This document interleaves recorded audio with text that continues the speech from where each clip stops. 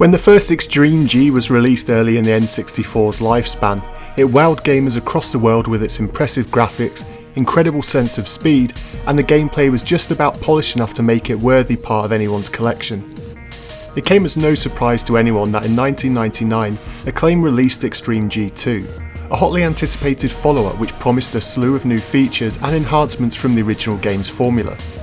Probe spent a lot of time looking at the competition with the aim of bringing in the best elements from the futuristic racing genre, and so when it comes to features, the game is hard to fault. Aside from the standard practice, time trials and cup contests, there is also a deep arcade mode which has you racking up a high score whilst racing and taking down drones. There's also a duel mode where you'll go one-on-one against a single opponent and must win in order to progress to increasingly more difficult opponents. The track number is 12 this time around, which is a welcome boost, but to add to this, there are different variations for each track which helps them to remain feeling fresh, and like the previous game, there are still multiple routes through each layout, and so there's plenty of replayability as you attempt to master each twist and turn. The tracks themselves have taken a backward step in terms of design in my opinion though. Sure, the first few courses are simple and straightforward, but as you progress to the more difficult levels, it seems that the designers threw out the rulebook and then intentionally created some of the most challenging and frustrating levels I've ever seen in a racing game. 90-degree turns seem to pop up out of nowhere, and with the insane speed of the game it's often near impossible to react quickly enough to avoid smashing into the walls. The later courses are incredibly narrow, and this doesn't help the gameplay as you'll spend far too long clipping the sides of the courses than hitting the top speeds and overtaking opponents. Speaking of clipping the sides, it seems that if you so much as graze the side of your track, your vehicle will lose all control, often leaving you facing the wrong direction and having to scramble to turn around.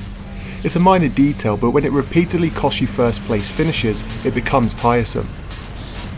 The graphics on the other hand are to behold. This is one of the best looking racing games on the console. That is if you play the game in the time trial mode.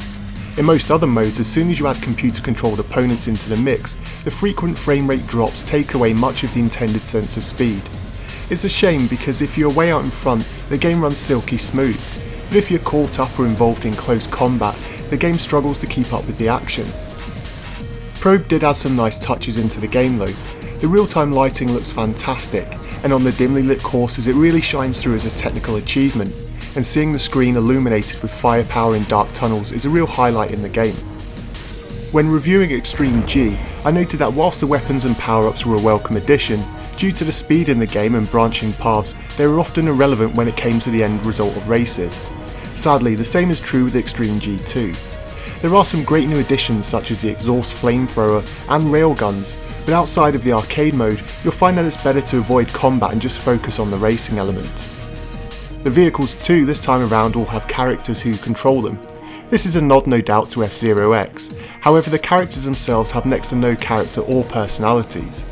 The bikes themselves feel much more lifelike with a real sense of uniqueness to the many options to choose from.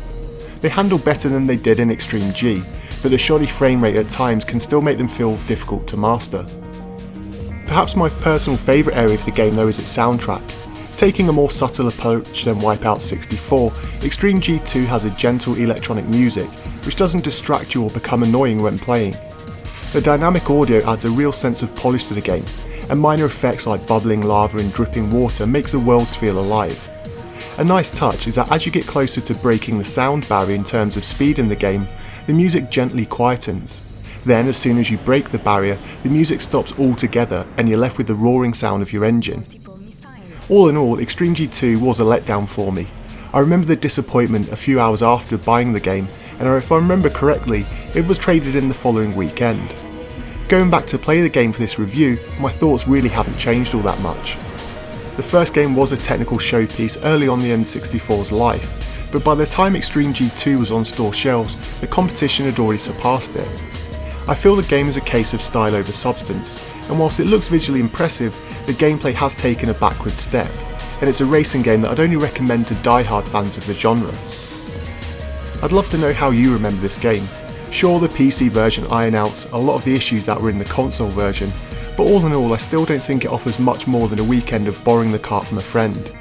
Let me know your thoughts and feelings in the comments down below, and for today's topic of conversation, I want to know which Extreme G game was your personal favourite. As always, thanks for watching, and until next time.